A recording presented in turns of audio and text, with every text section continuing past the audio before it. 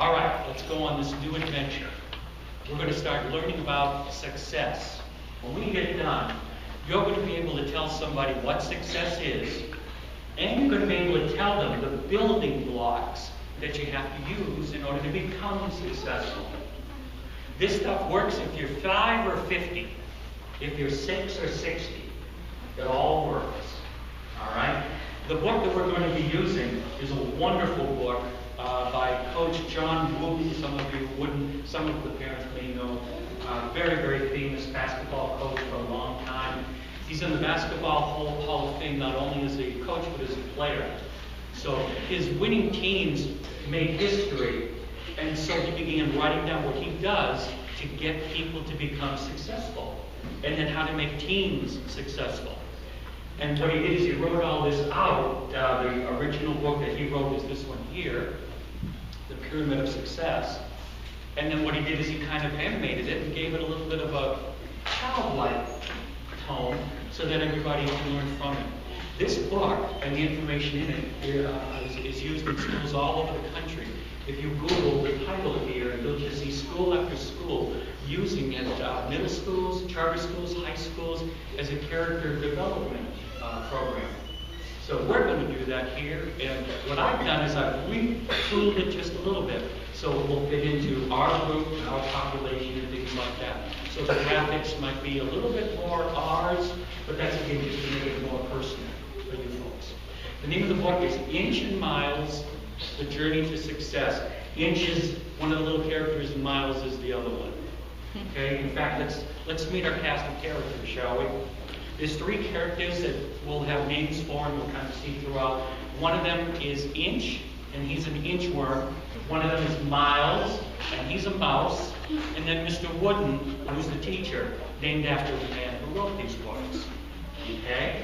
Now, in class, at the end of the school year, Mr. Wooden gave the class one final assignment.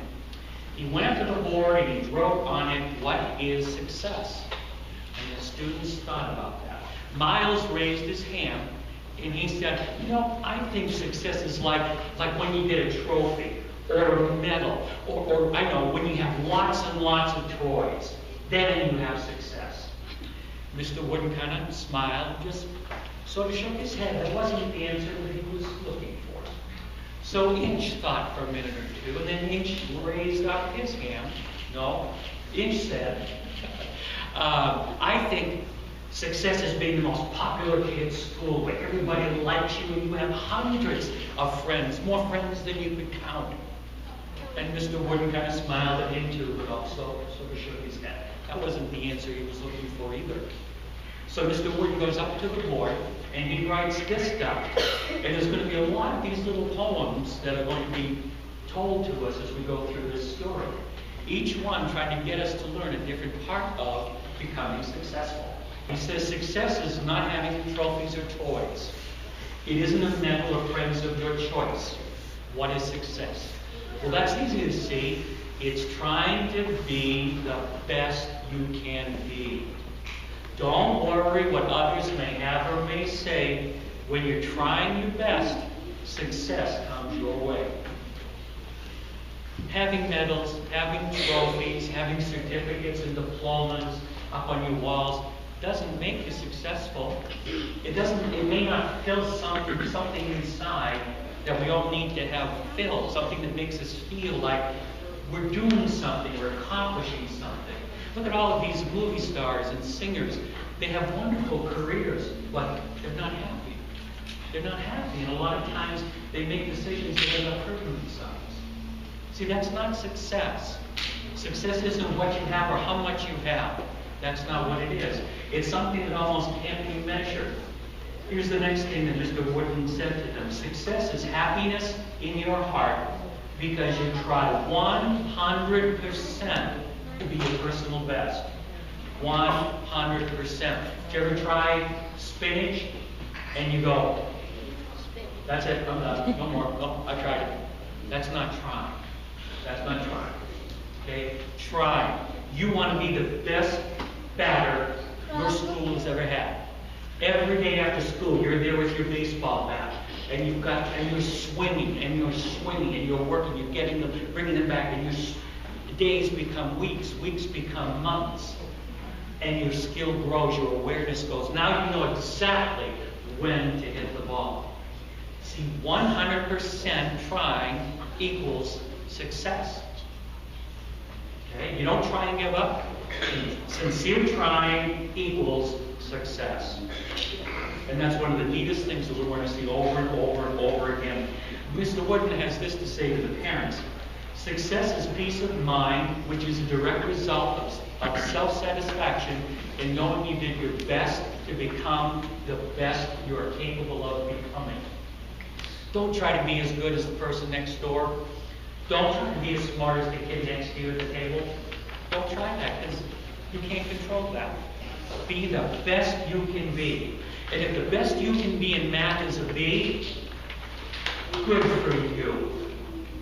Okay? I had to take woodworking when I was in school, and I was terrible at it. I got a D. That's a D as in dog. In those days, that wasn't a good score. Now it's delightful or something like that. I got a D, but you know what it taught me as I got older? You can be really good at some things, and in other things you just don't have the talent for. Okay? Now, I had worked day after day in the woodworking shop. I probably would have gotten a lot better, but I would have been so miserable. Okay? So be the best that you can be. That's what's going to lead you down the road to success. Now, he's going to give them one last little bit of information as they head out on the road. You're going to meet special friends who are good teachers too. Each one has a message especially for you. To learn how to try 100%, just ask them for clues. You'll be glad that you went. Then you will find my pyramid of success. Each of its blocks help bring out your best. Listen and learn and do as they tell. Then you'll see success as clear as a bell. Okay?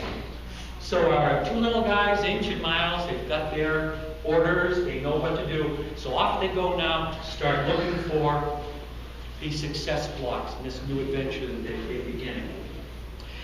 As they come across a little field, they see little ants working, moving around.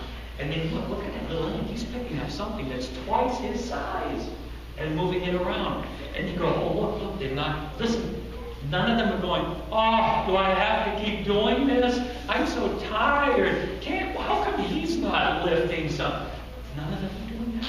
None of them. None of them were taking a break. None of them were resting. They just kept focused on what they were doing. And then Axelrod, the little ant, comes up and he says this to them. And it kind of is a little bit like some of you. I may be small, that's very true, but I succeed and so can you. I move a mountain bit by bit. It takes hard work, I never sit. I work and work throughout the day. My work comes first before I play. Success is yours, please understand, when you and work go hand in hand. Hard work. To the parents, he says this. There is no substitute for hard work. Worthwhile results come from hard work and careful planning. Now for the young people, some of the things that were said there, you may be small, but there's all kinds of great things that you can do. You would probably be able to clean up your rooms better than anyone else. And don't say, oh, mom or dad can do it better. Yeah, but would they put everything right where you want it to be when they pick it up? You may be small, but don't let that stop you from being the best that you can be in whatever you do. All right? Listen also to what he said. His word comes before play. If you don't learn anything, learn this. Work first and then play. Whenever you mess those up, you end up having problems later on. Always. Always. You never, parents know this, you don't give your child $50 for cutting the lawn first and then expect the lawn to get cut. It ain't gonna happen. Okay? Work first and then play. Get your work out of the way. Then you have time to do some of the fun things you want to do, and you don't have to worry anymore that the work isn't getting done. All right? And one last thing, they don't complain. When you're working on that thing that you want to be the best at, why complain? Just stay focused. Keep going. All right? So now our pyramid has hard work. The block of hard work is in place. It becomes the small little blue square there at the bottom. And it says that failing to plan is planning to fail. Well, that's a real good thing to think about. I already had one student that heard that come up and say they learned something from that already. That's really cool. We just started this week. Okay? Failing to plan, not having an idea what needs to get done and how to get it done, is just planning to fail. All right? We have our first building block, hard work. All that it means, and now we're going to end it here for today, and then next time we're going to go on and find the second block. And let's see how we can fill in all of the spaces. Give yourselves a hand.